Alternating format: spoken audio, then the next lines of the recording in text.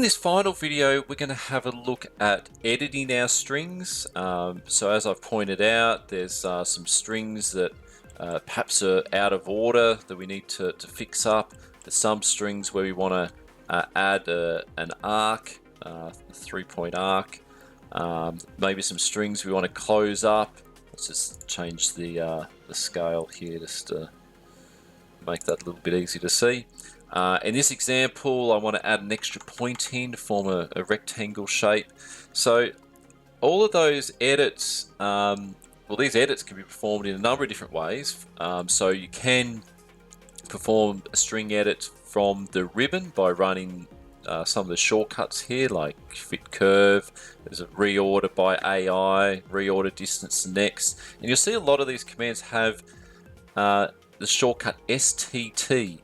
Now, if I type in STT, there's a whole bunch of Stringer shortcut commands. For example, STTA will form an arc, STTC will close a string, so STTX will exclude a point from a surface. So getting to know some of these shortcuts might improve your productivity if you like to just make edits directly in CAD. So yes, we can make the edits from the ribbon, from shortcuts. Now, if you expand out the point groups here, we can see our points and our strings. And if I say double click on a string, it'll zoom to it. And you can actually right click on points from the string here and perform edits as well. And as I pointed out, the beauty of the tool space is you can see the objects you've created, whether being strings or points. But by right-clicking on those objects, we can make edits, and some of those edits, could be related to the string. So, but my favorite way to perform edits is via the Survey String Manager.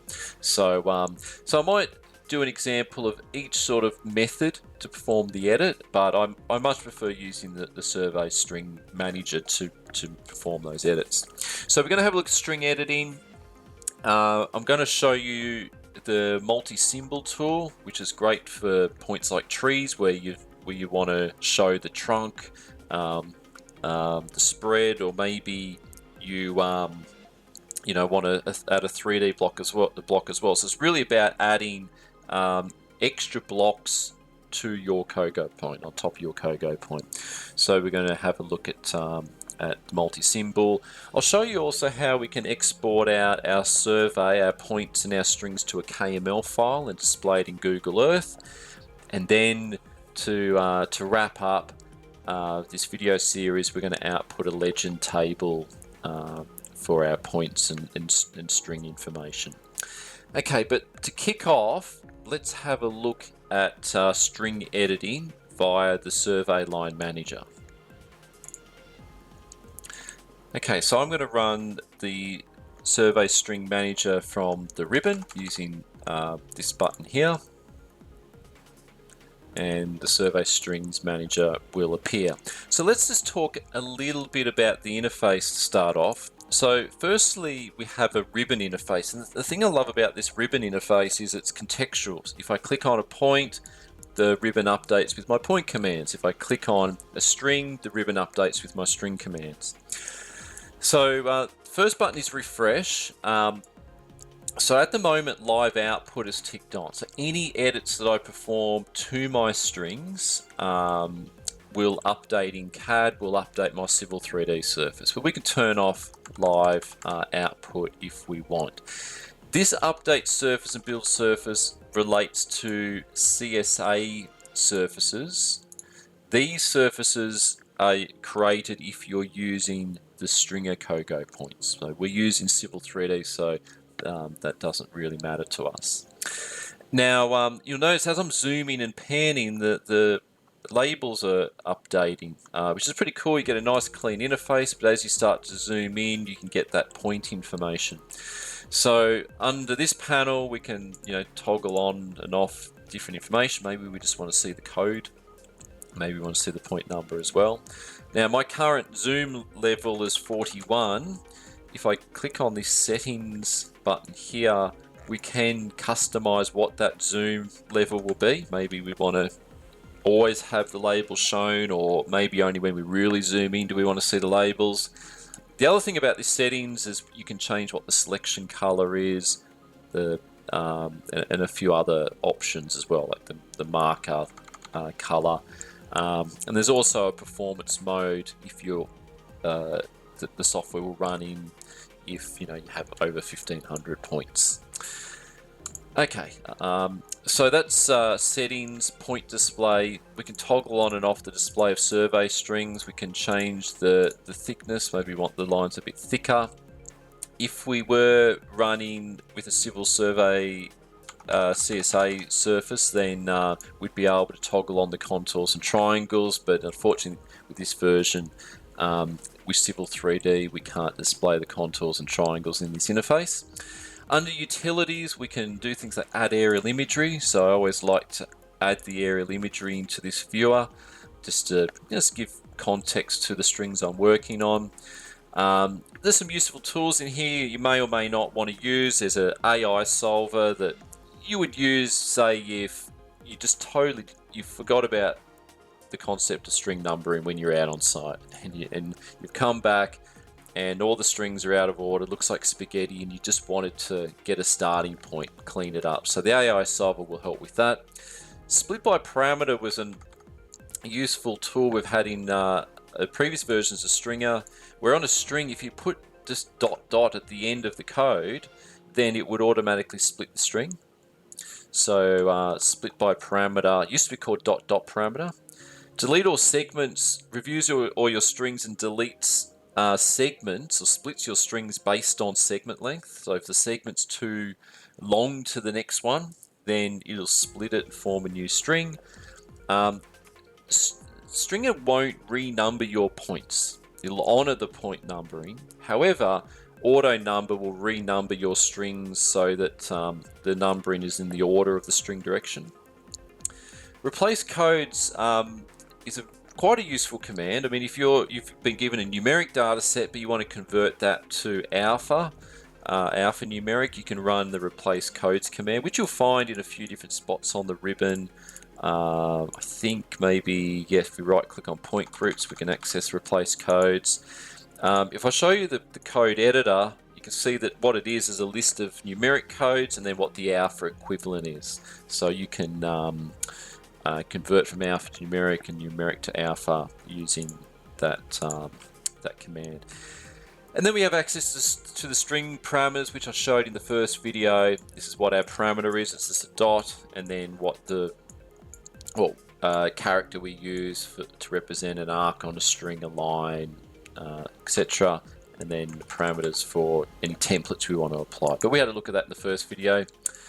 So then crossing break lines, very important to be able to review our survey and see where break lines, so this is not all strings, this is strings that are going to be added as a break line to the surface, cross. And we can see those badges indicating where crossing break lines are occurring. So they're listed in this list. If I click on an entry, it'll zoom to the crossing break line in this interface here. So what we're seeing here is the code for the string 1 and the code for string 2, and then the coordinates of where they intersect. So those badges will appear, but if I click on refresh, then they will disappear. Edit codes, I won't go into too much detail on that command in this video series, although I probably should. It's a very useful command, particularly for bulk editing strings. Maybe if you wanted to replace the codes of a bunch of points to another code, you can do it in here. So the first row is really about filtering. You could filter by the code, by a parameter, and then once you filter the list, you can select multiple entries and then perform editing, like changing the first code, the second code. I mean, in String you can have up to 4 different codes on a single point. So you can these are all the properties you can edit or batch edit on with this interface. So this is really like a global code editor which is very handy. And the last command is delete all survey strings. This essentially just deletes the survey strings from this point group. Okay, so on the left-hand side, we have the point group that we're looking at. Now, so survey strings are attached to a point group, and so which means you could have multiple string sets attached to different point groups. And we only have the one, but we can switch between the different point groups here. This is the string set that we're currently referencing to style up all our strings. And then a list on the left here is a list of all of our strings. And if I click, we can go and zoom to each of those strings. Okay, you can see when we select a string, we actually report the start and the end, which is another reason why I really do like this interface. Now, if a string is highlighted blue, it's telling us that that string intersects itself. And those intersections are reported here, and strings highlighted blue, obviously we need to do something about those. Now you can run commands from the side here, so if I left click, we can go and fix up the strings by performing some of the edits. So you can do that. The other thing I'll just mention is you can also click on show single string. So as I click on a string, it'll only show that string for us, which I find pretty handy as well. Okay, but we'll turn on all strings. So when I click on a string, on the right hand side, we'll see the points in order for that string. So if I click on that string here, they're the points that make up that string. String's only consisting of 3 points, and they're the points. You can right click and perform edits to the points. Maybe you want to edit the code, edit the number, apply a parameter, and you can use these buttons to move the points up and down within the string. This button here is an auto number for the string. So if we do reorder the string, we can number them accordingly. So the numbers are sequential from a starting point number. So left of the strings, right of the points. But I am a big fan of just graphically selecting in this interface and editing via the ribbon. For example, if I pick on this string, then you can see all my string commands available appear. If I click on a point, all my point commands appear. Now, if you've got this window on another screen, if I right click and go CAD zoom, then it'll zoom to where we are in CAD. So you just have to right click and go CAD zoom, and in CAD we'll zoom to that location. So I mentioned there's a few edits that I want to make. It's a little bit hard to see this string because it's grey, but what I want to do is arc this. So what I do is I click on this point, and I can click on arc to add a 3-point arc, and then I'm going to click on that point and go line, because it'll keep arcing until I say not to. And on this point here, I want to close it off. And you can see as I'm making the edits here, CAD is updating and my surface break lines are updating as well. Now I've got this string here, which is obviously incorrect. So what I'm going to do is select on it, and I'm just going to delete that segment. So I click on delete segment. Software asks me the segment to delete, so I pick anywhere here, and then that segment has been removed and we've cleaned that up. Okay, let's go to this area just above. So I want to close this string, so I click on the point, click on close, and then for this shed I want to create a point here that forms a rectangle. So we click on rectangle, you can see the software's formed that. And if I just turn on the surface triangles, all right, we can see that we've added that point as a break line. So we've got a full break line around that shed.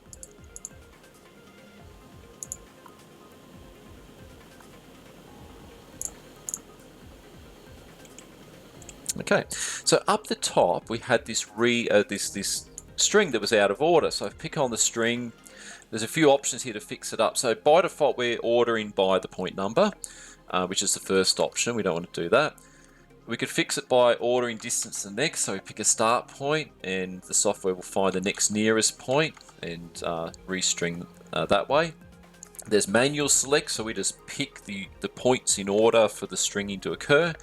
And then there's also this AI solver, which I find is pretty cool. We can reverse a string, we can embed a new code into the string. We had a look at delete segment, you can delete by distance. Other useful commands are splitting strings, joining strings. All stringing editing tools available are listed here. So if I click on distance to next and click on this first point, you can see it's fixed up the string by finding the next nearest point.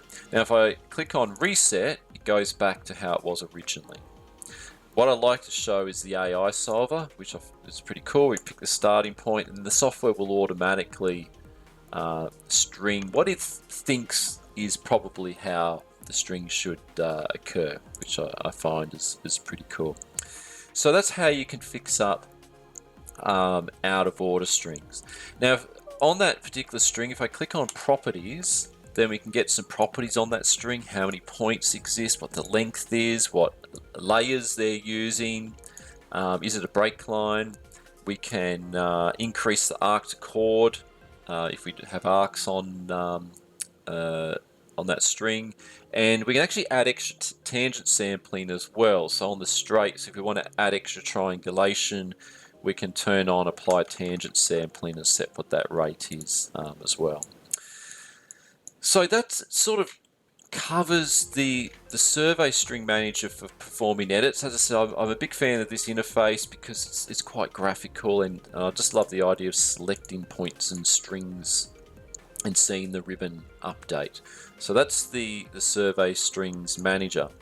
But I mentioned that you can perform edits another way. So we could run, say if I wanted to add an arc on this point, you could run it from the ribbon, click on the point, and then it's added the arc. Now, as I said, it keeps arcing until we say not to.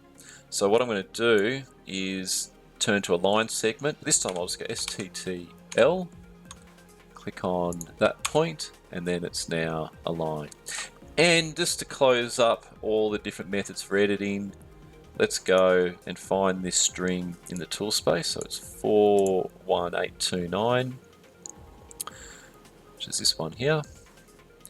And on that last point, I'm going to right click and say close string. And you can see it, close it off there. So a number of different ways to perform your edits, whether you're a fan of the ribbon, shortcut commands, the tool space, or the survey string manager there. So that's an introduction into survey string editing. What I'm going to do next is show you how we can add extra blocks or symbols to an existing Kogo point. And if we have a look at this tree, we have some parameters here which we're going to use to scale the blocks that we add. So maybe we have a block for the trunk or the spread. We can take those values and apply it.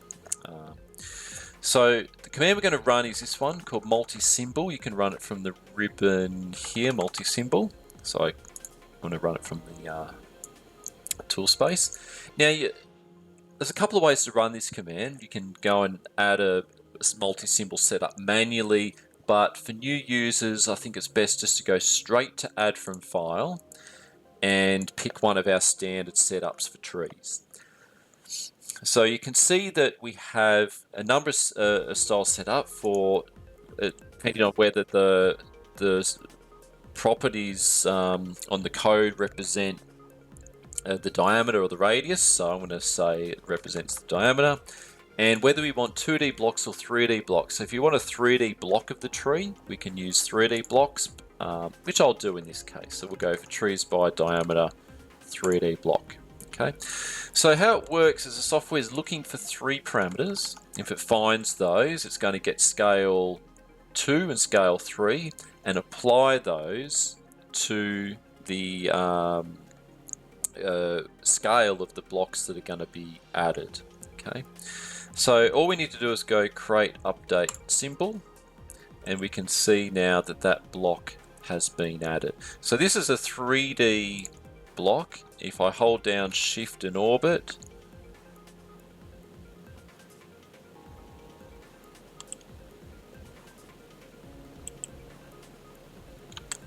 it takes a few seconds to audit, then you know, we can see that tree block in 3D.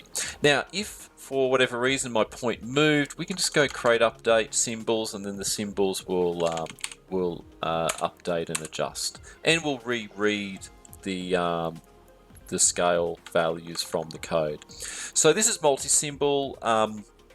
The other thing actually, the other options, we could have picked just the trees point group, so the software's scanning everything in our consumable list, but that's okay. Layer, that's the layer that the block is going to be placed on, so it's going to be placed on the vegetation layer. And you do have the option of filtering within the point group based on type. So maybe, I mean, this would allow you, based on the type of tree, to maybe assign a different block, you know, maybe a gum or an oak or something like that. I've seen this set up really well with signage, so that's what that relates to. So let's close multi-symbol, and the next thing we're going to have a look at is KML export. Now you'll find this command by opening up point groups. So if I right click on point groups and click on point groups, I want to go to my consumable Civil 3D point group, which gives me an overview of all the points, you know, and we can output tables and things like that. But really what I'm interested here is this button here, which exports all our points and strings to a KML file. So let's go and click on that. So importantly, you need to specify the coordinate system. So for me, it's National Grids Australia, and we are MGA 54. So click on apply to that. And then on the my desktop, I'm just going to save the KML file. Click OK. Now, if you have Google Earth installed, the software will open up Google Earth and will find your survey and overlay that KML file. So the thing I love about this is it sort of gives us some context. We can see the football oval, we can see the ocean. You could give that KML file to a client. I know some users who just like to, you know, store some of their existing projects, you know, within Google Earth as a repository for work that they've done. Now, depending on where you are, the aerial imagery might not be that accurate, might not overlay that well over your survey. However, you know, we still get to see our surveying context in a real world sort of environment. So anyway, that's outputting our points and strings to Google Earth, and you know, you can actually control the style of the points and turn those off if you want. So, but that's our survey in Google Earth. So let's go and close that down, and we'll close point groups. So the final command I wanted to show you is just outputting a legend table. So we can do that by running this group table command on the ribbon. It's this command here, group table.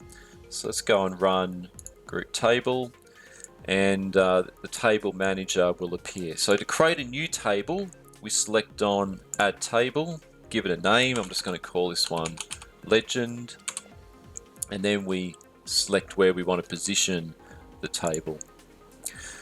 So then what we do is we say, we specify the point group that we're outputting, a style, and I'll talk about styles in a sec. Code set, well, we know that it's a numeric code set that we're looking at. So then what we get is a list of all of our codes. At the moment they don't have a description, but if I click on open, then I can load our default numeric codes. You can actually edit this file. So basically what it is your code and then a description. a comma and a description. So when I open that in, we can see for every code we've got the correct description. If I click on Create Update Table, the software outputs the table for us in CAD, like so. Now, if there was some points that we didn't want to display, like for example, the existing surface, you can just tick off Display, this checkbox, go Update, and it'll remove it from the list. Okay, maybe for whatever reason, the last 2 points I wanted to exclude. Yeah, we just turn those off and then update, but we could bring them back in if we wanted to as well.